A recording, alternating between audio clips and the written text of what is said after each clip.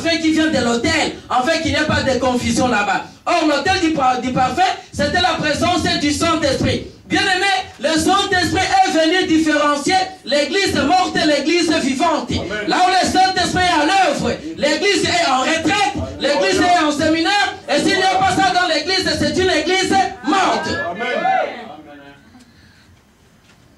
Et c'est la présence du Saint-Esprit qui va t'amener maintenant là où se trouve l'arche de l'Éternel.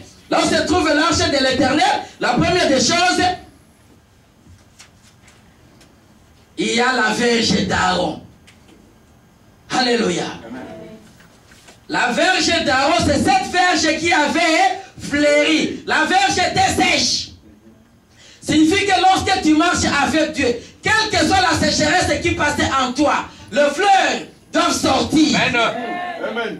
C'est pourquoi je dis toujours aux gens, lorsque tu marches avec ton Dieu, quelle que soit la personne qui va t'héberger, aujourd'hui c'est tout à fait normal. Tu peux te retrouver comme un Salomon. Vous savez, vous connaissez les Salomon? Les Salomon, ce sont les gens qui dorment au salon. Tu peux être Salomon chez quelqu'un, mais après 5 ans, demander à cette personne, c'est moi qui suis Salomon chez toi. Est-ce que tu me vois aujourd'hui? Parce que la réalité n'est pas nécessairement une vérité. Ce que tu vis aujourd'hui, c'est une réalité, mais ce n'est pas la vérité de ta vie. Lorsque tu marches avec Dieu, la vérité de ta vie est entre ses mains. Et personne ne peut l'arrêter de s'accomplir.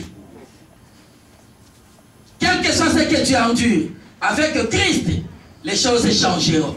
Dans l'arche de l'Éternel, il y a la table de proposition. Ou les deux tables de la loi, pardon. Or, les deux tables de la loi étaient écrites par le doigt de Dieu. Dieu avait écrit. Or, quand on regarde les deux tables de la loi, il y avait une partie où il y avait la condamnation.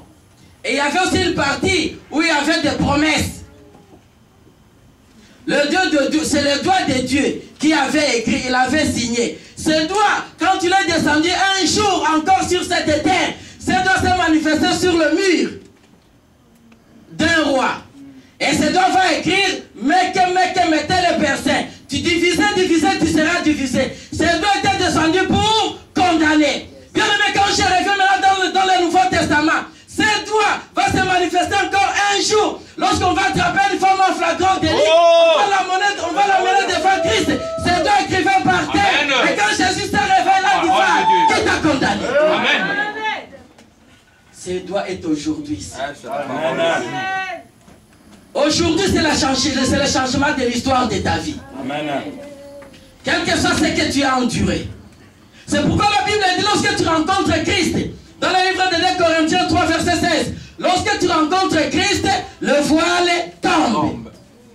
Et lorsque tu rencontres Christ, tu vas comprendre les choses comme il faut. Signifie que les choses que je vais enseigner aujourd'hui, tu risqueras de m'appeler sorcier. Parce qu'aujourd'hui, je vais te parler des actes prophétiques. Si tu m'appelles sorcier, ce n'est pas grave. Tu ne seras pas le premier ou le dernier. Il y a tant d'autres qui m'ont déjà appelé sorcier. Lorsqu'ils ont vu la gloire de Dieu, ils ont changé leur langage. Amen. Et quand tu m'appelles même sorcier, mon apôtre, les sorciers mangent quoi? La chair humaine, très sale. Ils boivent le sang humain, très sale. Moi aussi, quand je viens à l'église, je prends la Sainte Seine. Je mange la chair de Jésus. Je bois le sang de Jésus. Une chair qui est propre, un sang plein de puissance. Et moi aussi, je mange comme les sorciers. Mais comme pour moi, ça me donne encore la puissance, je deviens plus fort que les sorciers. Donc, si tu m'appelles sorcier, ce n'est pas grave. Je vais parler des actes prophétiques. Pourquoi les actes prophétiques? Ou qu'est-ce que c'est un